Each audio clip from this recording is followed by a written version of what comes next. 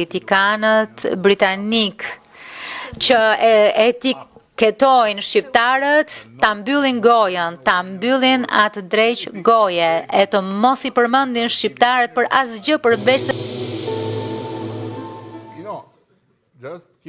jo thjesht mbaje mend që mos u merr me shqiptarët, sepse nëse të mallkojnë shqiptarët, zhdukesh.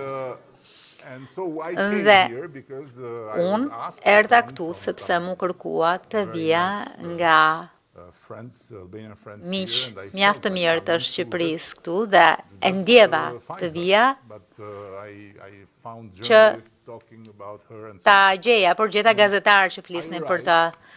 Unë mbrita, shkoj në hotel, gjë e parë është që shoh është një njerëz që vjen drejt meje dhe një roj britanike që përpiqej të më mbronte dhe më thot në shqip: "Mirë se erdhe." I thash rojës: "S'ka problem, është mik." Dhe ishte kamerier. Më pas, në mëngjes, kur dalim nga hoteli, dëgjoj Edi Rama nga lartë. Dhe në fakt, rojet britanike po përpiqeshin të më mbronin, sepse kishte disa shqiptar në skel, po punonin, po ndreshnin ndërtesën e diçka tjetër, i thash mos u shqetëso se janë miq. Pastaj shkojmë në dhomën e komuneve, pra dikush me uniformë më thot: "Mirë se erdhët, kryeministër." Po 40% e popullsisë tuaj është jashtë Shqipërisë. Jo, pyetja ime ishte: në qoftë se i nxjerr nga vendi këta, kush do t'i bëj këto punë? Kush janë ata të rinj që do të hypin në skel, mbi ndërtesë e do të bërtasin këtu? Cilat janë ata britanikë që do të vinë, punojnë si kamarier, thonë mirë se erdhe, zotë kryeministër? Kush janë ata britanikë që do të vinë të kujdesen për kopshtet tuaja kaq të bukura? Unë besoj që edhe migracioni është tërësisht një kokë turku, nuk është migracioni problemi. Sigurisht, brenda kësaj çështjeje është problemi i paligjshmërisë, i migrantëve pa rregullt dhe unë nuk them që kjo është gabim. Por e dini, më përpara ishte do ta lëm, e pastaj tani na thoni na lini. Jo ju, sepse ju jeni braziliane, jo jam angleze dhe holandeze. Po pse e ke këtë emër latin? Pse keni emër latin? Jam martuar me një portugez, arsimuar në Francë. Me fat, pas ke qenë me fat që se martuar me një britanik.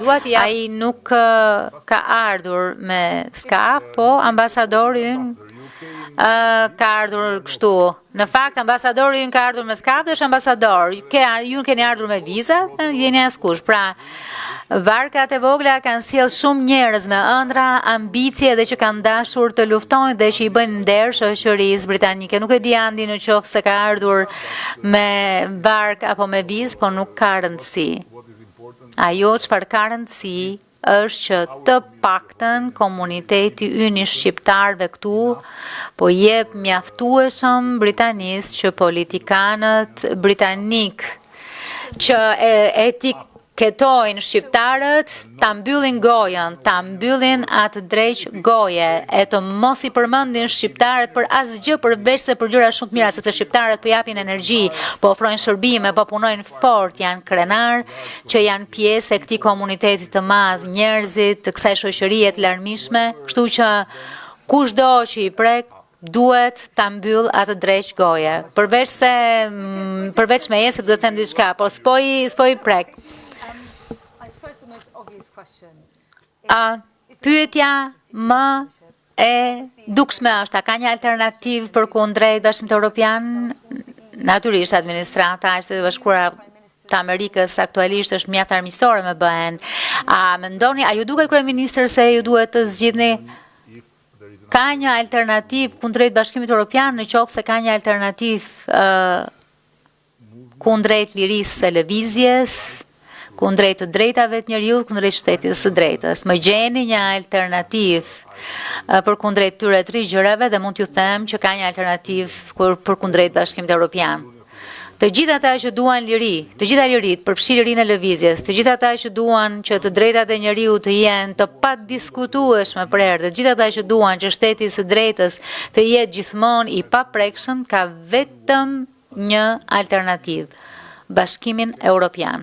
Mirë, dëgjoj, më kujtohen midis gjërave më të çmendura, qesharake edhe krejt të pasgjuara, ajo që u quajt referendumi i largimit, dhe mbaj mend që atëherë ka pasur një poster me një zog të çuditshëm, të frikshëm, që vinte nga Shqipëria për t'i thithur gjakun Britanisë.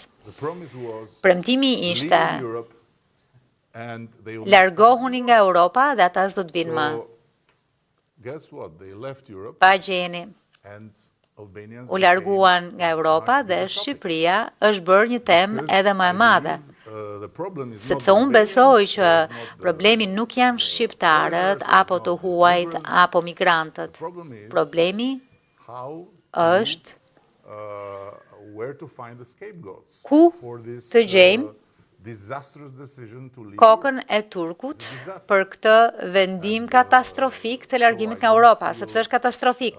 Kështu që unë nuk ndihem i frustruar apo i dëshpëruar, jo. Mua më vjen keq, më vjen shumë keq. Dhe e thash edhe në një takim tjetër që kur dikush që quhej Suela Braverman, Suela, një tjetër qeveri, kur ajo piketoi shqiptarët, e me qëra fjala ku është ajo? Nga Times, ndje sepse kjo është një pyetje përshëndruar tek Mbretëria e Bashkuar, jo tek BE-ja, për dy kryeministrat. Më thoni nëse e kam gabim, po të dyja vendet tuaja janë të interesuara për të vendosur qendra pritjeje për të pritur, pra çfarë mund t'i ofroni për talisman në këtë drejtim. Zoti Rama, ju keni patur një diskutim me Nigel Farage në internet dhe e keni ftuar që të vini, në qoftë se një qeveri do të ishte në tjetër, do të ishte këtu në pushtet, do të ishte ta vënde më të lehtë kjo që të largoheshin migrantët e parregull shqiptar apo edhe kriminalët shqiptar. Më lini të marr pyetjen, të dëgjoj pyetjen nga zotëria këtu dhe pastaj do të vi tek ju.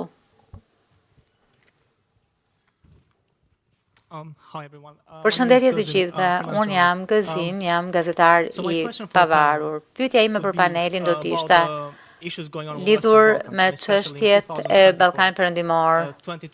Në 2024, 22.000 migrant janë kontrabanduar përmes Ballkanit Perëndimor. Duke pasur parasysh që procesi i Berlinit do ta diskutojë edhe këtë çështje, a mendon paneli që këto janë vetëm probleme për Ballkanin Perëndimor apo janë edhe për Mbretërinë e Bashkuar? Dhe a mendoni që Mbretëria e Bashkuar do të jetë në gjendje që t'i ndalë këto probleme? Çështja tjetër ka të bëjë me kamerat digjitale. Kemi parë që institucionet britanike kanë dhënë kamera digjitale për kufirin Shqipëri-Kosovë. Po pse vazhdon qeveria angleze t'ju dërgoj të tilla materiale vendeve të Ballkanit Perëndimor? A nuk mundet këto vende t'i ndalojnë vetë këta migrantë? A kanë nevojë ende për ndihmën e Mbretërisë Bashkuar, se kjo nuk kupton edhe më shumë para që duhen paguar nga tatim paguesit britanik? Ministri, çfarë kamerash keni dhënë?